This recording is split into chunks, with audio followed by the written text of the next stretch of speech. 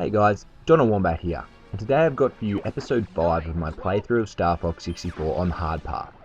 The level today is called Sector Z Combat Zone, and basically what happens in this level is the Star Fox mothership, Great Fox, gets ambushed. 6 large missiles are fired at the Great Fox mothership, and Fox, Peppy, Slippy and Falco must destroy them. To successfully pass this mission and continue on the hard path, you must successfully destroy all 6 missiles, and to do this you must keep shooting the enemies which are attacking your friends. I actually passed this one on the first go, but I think I was fairly lucky because the last missile got super close to Great Fox. Anyways, that's all I'm going to talk about Star Fox, and now I'll get on to the main commentary. Now, as you might have guessed by the title of this video, today I'm going to be talking about game developers and console exclusive games. Now, I will just go out and say it straight away. In this day and age, I have no idea why game developers still make console exclusive games. I will go back right to the start. When Xbox first came out as big competition to the PlayStation brand, I can understand that both companies, Microsoft and Sony, wanted big exclusive games that were only available on their consoles to try and get as many people as possible to buy their brand. I reckon they probably would have given a fair bit of money to these game developers as well to only make the game for their console, and maybe 10 years ago that was a decent amount of money. But in this day and age, with a huge and growing popularity of games and gaming, surely there is more sense for these game developers to put their games out for both consoles.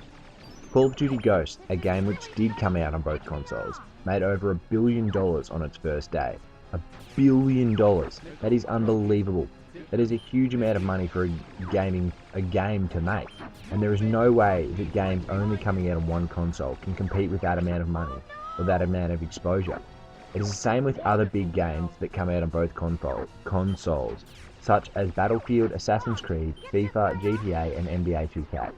These are all huge gaming brands at the moment, and the reason that they've gotten to be this size and so widely known is because they're available on both consoles.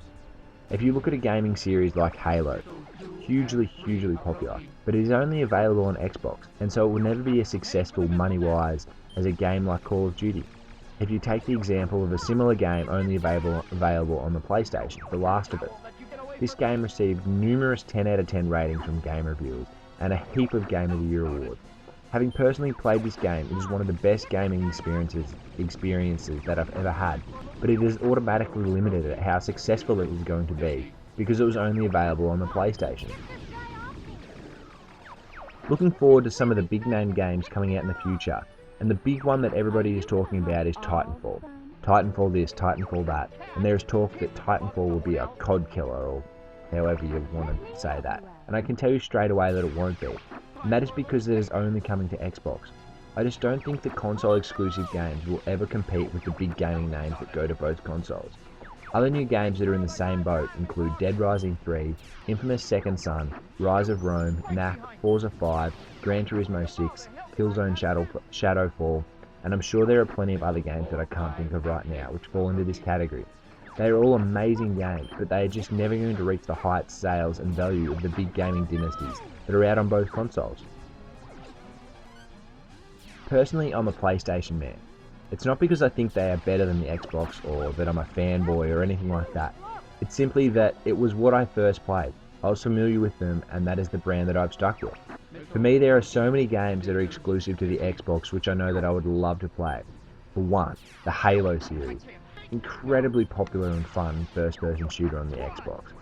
I've played it plenty of times on my friends' Xboxes, and it's just a super fun game. Can you just imagine how much extra money the people behind Halo would be making if it was available on PlayStation as well? They would probably nearly double their profit. Dead Rising 3 on the Xbox One looked incredibly sick, and is another game I'd love to be able to play whenever I want. But alas, these are the sort of things that happen when people get stubborn. There is one next-gen game that is coming out on both consoles that people are expecting to do things, and that game is called Destiny. If you hadn't heard or seen much about Destiny, then do yourself a favour and look a bit more into it. It comes from a mix of fantastic game developers and looks like it has some similarities to Halo with the space and alien theme, but then it doesn't play like your normal first-person shooter with some RPG elements included in it. And this is only what we have seen so far, with still plenty of time being left before the game is released. That is one game that I believe could be the fabled COD killer, and I can't wait until we get to see more of this game. Although this commentary has been a bit of a rant and sort, I'm really happy with where next gen gaming is heading, and the next couple of years for gaming will be huge. With that, I'm going to wrap up this video. If you've enjoyed this video, then remember to stomp that like button. Check out my Instagram and Twitter in the description, and becoming a subscriber is only a couple of clicks away. I've been Wombat, catch you later.